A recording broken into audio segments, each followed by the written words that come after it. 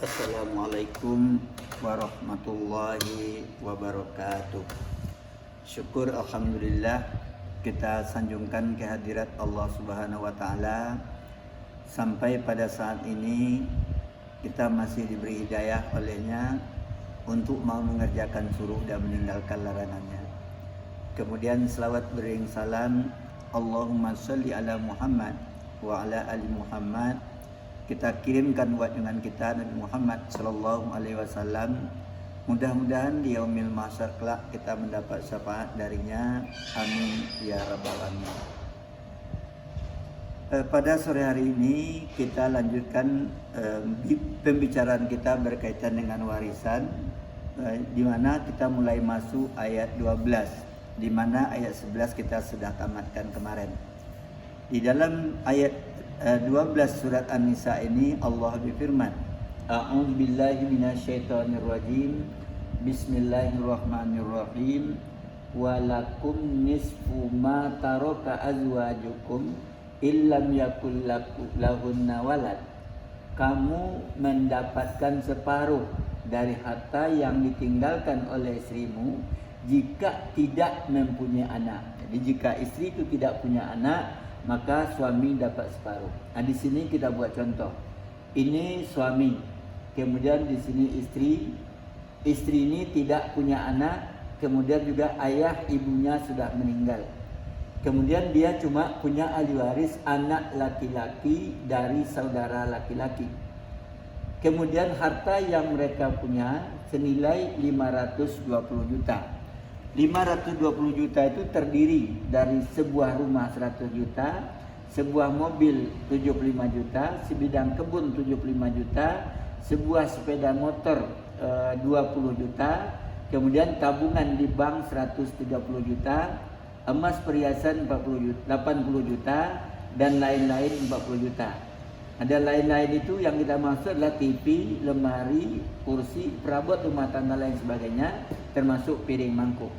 Kemudian biaya yang dikeluarkan, biaya berobat 3 juta, penyelenggaraan jenazah 3 juta, hutang sebanyak 4 juta. Jumlahnya 10 juta. 10 juta ini kita ambil dari harta bersama.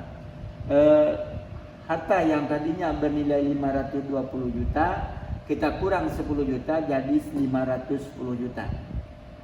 Kemudian almarhumah sebelum meninggal dia berwasiat untuk masjid 6 juta, anak yatim 5 juta, kemudian fakir miskin 4 juta. Ini diambil dari harta almarhumah. Karena dalam Islam wasiat itu adalah amal terakhir dari seseorang yang akan meninggal dunia. Maka harta ini kita bagikan kepada ahli waris. Ahli warisnya terdiri dari suami dan satu anak laki-laki, saudara laki-laki. Maka sebelum dia kita kembalikan ke ahli waris, harta yang tadinya 510 juta kita bagi sebagai harta bersama. Untuk suami 255 juta, untuk istri 255 juta. Kemudian istri tadi berwasiat, wasiatnya diambil dari 255 juta, maka dikurang 15 juta, jadilah dia 240 juta. Inilah yang disebut dengan harta warisan atau tirkah dalam Islam.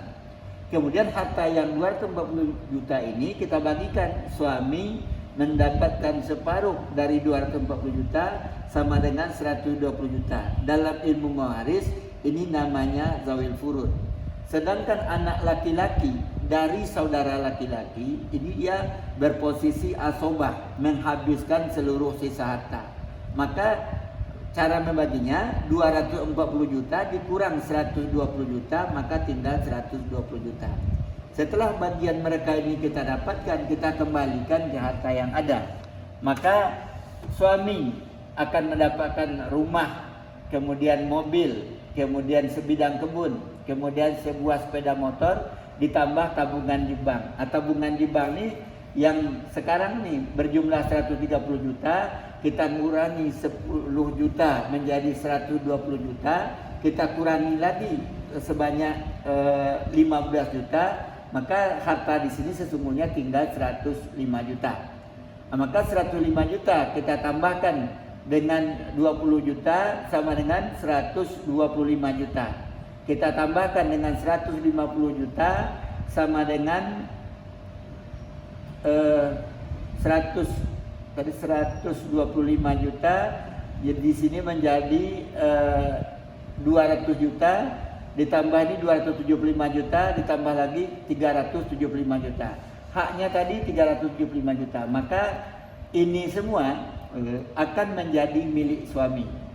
Sedangkan anak laki-laki dari saudara laki-laki yang mendapatkan 120 juta, dia berhak mendapatkan perhiasan 80 juta, ditambah lain-lain 40 juta. Maka ini menjadi hak daripada anak laki-laki dari saudara laki-laki.